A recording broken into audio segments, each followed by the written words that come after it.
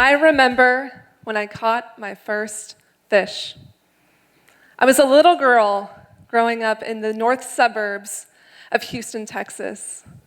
It was a warm summer day, not a cloud in the sky, the smell of fresh pine in the air.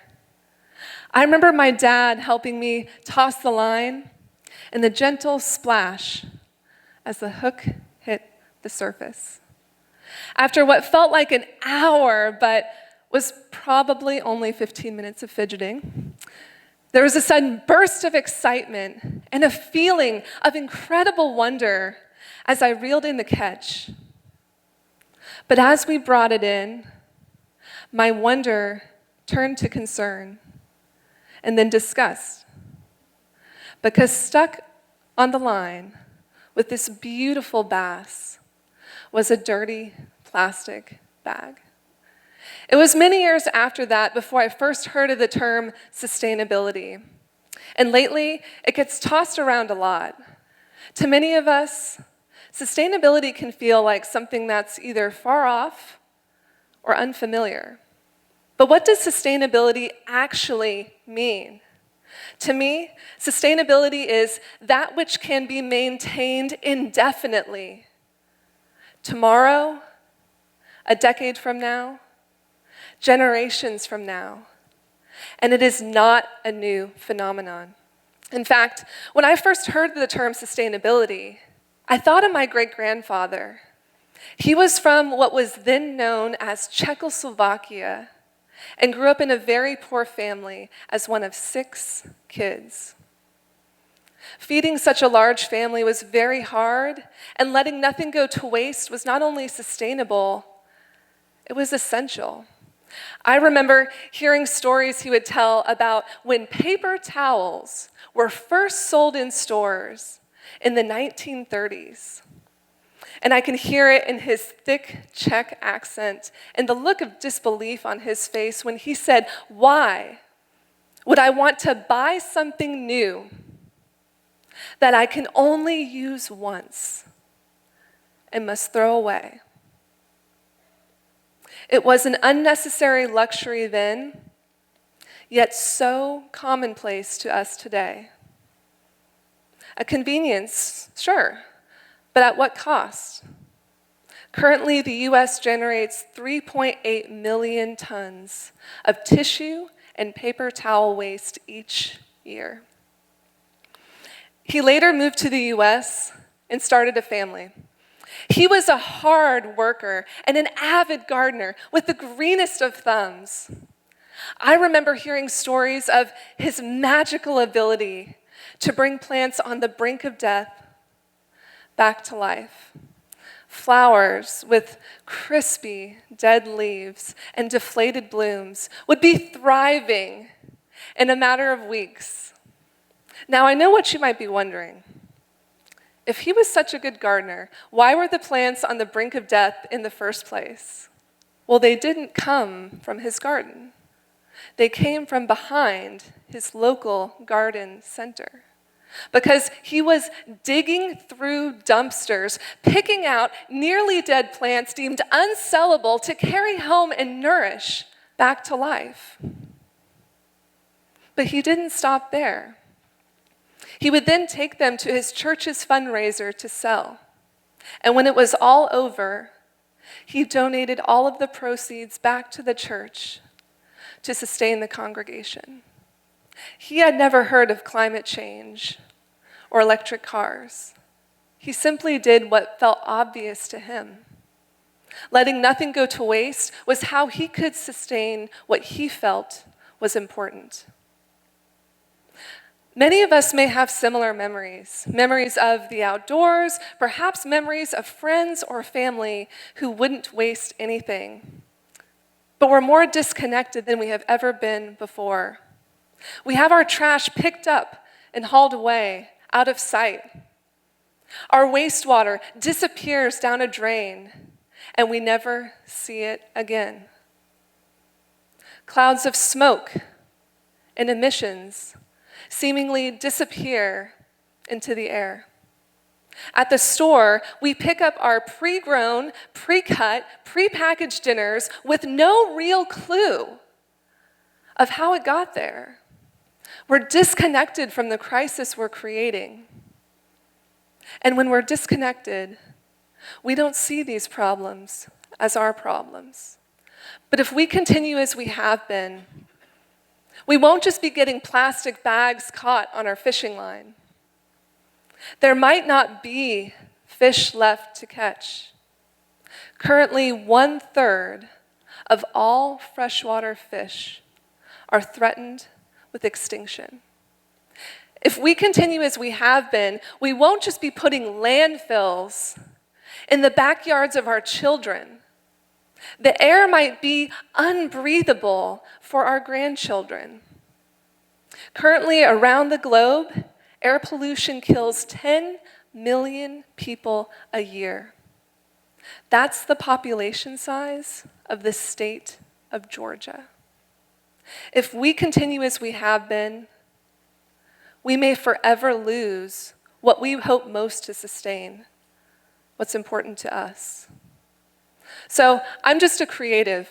Why should you listen to me? I've been talking a lot about sustainability, but to me, it's about creativity.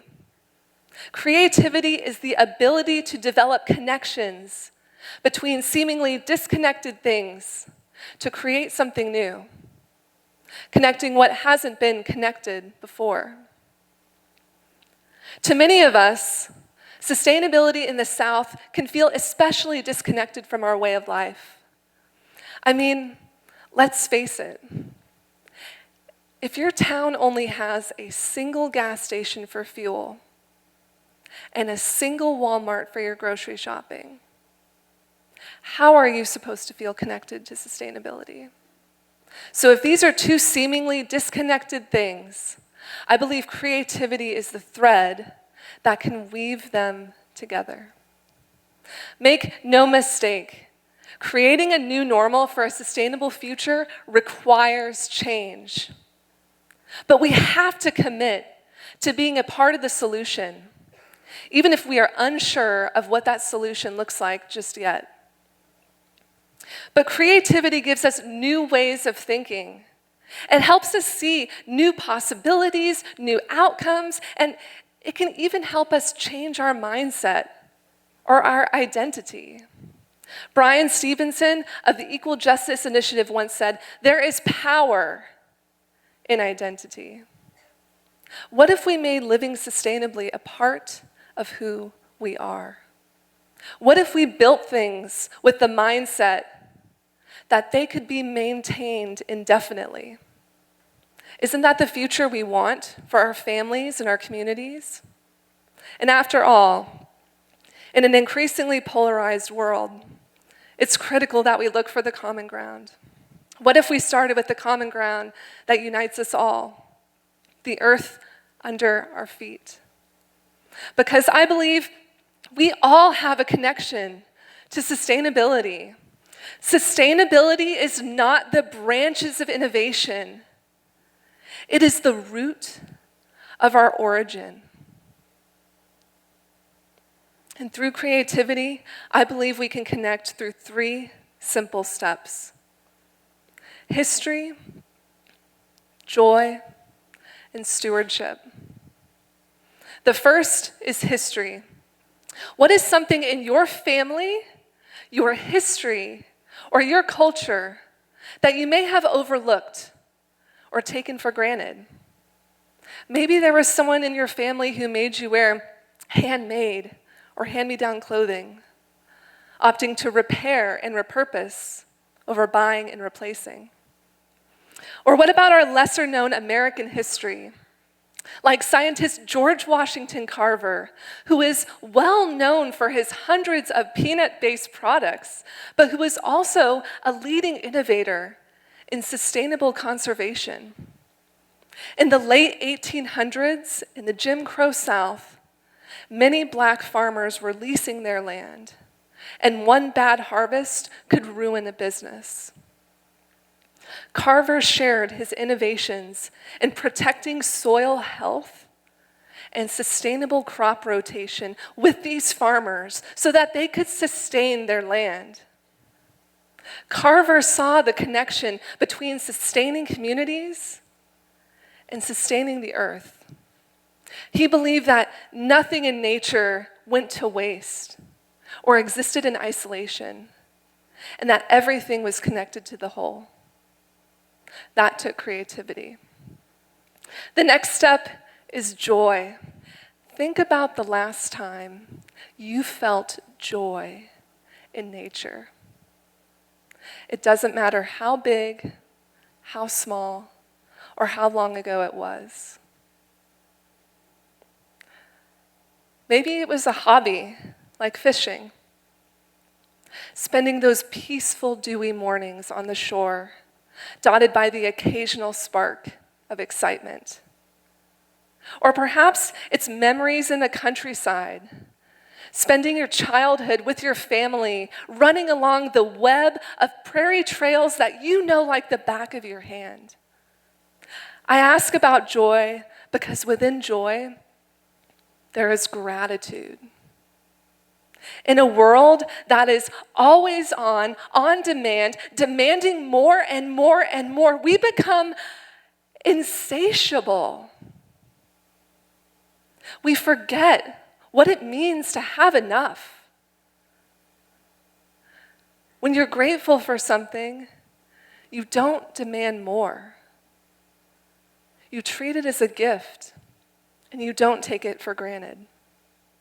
The last step is stewardship. Stewardship is active, not passive. It is both caring and protecting. It is the effort we make to conserve and sustain what we care about. And you may be surprised how beneficial it can be to embrace an attitude of stewardship in your everyday life. So let me give you an example. What if I told you that there's a new product that will eliminate the smell from your kitchen trash can, create nutrient-rich fertilizer, and reduce landfill waste by 28%? Count me in, right? This product isn't actually new. It's called composting, and it's been around for thousands of years. In fact, anyone with a spare space in your backyard, land, or a spot on your kitchen countertop can compost. And at its simplest, its purest, it is free to do and only requires the waste that would normally go in a trash can. Cities like Austin, Texas, have even implemented waste programs as part of their initiative to collect curbside compost to divert 90% of the city's landfill waste by 2040. By embracing sustainable stewardship, it is possible to reduce harm while creating an enormous benefit. But what if it's as simple as calling into question our consumption? I mean, let's face it, do you really need another t-shirt? For those of you who maybe said yes, what if I told you that Americans wear 20% of their closet 80% of the time? Or that over our lifetime, the amount of time we spend searching for misplaced items is 153 days. Folks, we can't even find our stuff among all of our stuff. So these are all individual actions that I've shared, which are immensely important. But I want to point out, if life has afforded you power, wealth, or influence, I invite you to take it a step further. What if you evaluated how much waste your business creates in a year? What if you looked at your industry? Is it creating more long-term harm than good? And what if you ignited action in your city, your state, or our country so that we can create a sustainable future, not just for the next election cycle, but for generations from now. History, joy, stewardship. What I've shared with you here are just examples. There's no one-size-fits-all solution, and yours will look different than mine. But I believe we can all be committed to building a sustainable future together. Small steps of millions can create a big impact towards this goal. Even if that's as simple as bringing a reusable bag to the grocery store, preventing one less plastic bag from getting caught on your great-granddaughter's fishing line. So if you've needed an invitation, I welcome you. I invite you all to be a part of building this sustainable future together, to look to creative solutions, to unite on our common ground, and build what can be maintained for generations from now, and make it our new normal. Thank you.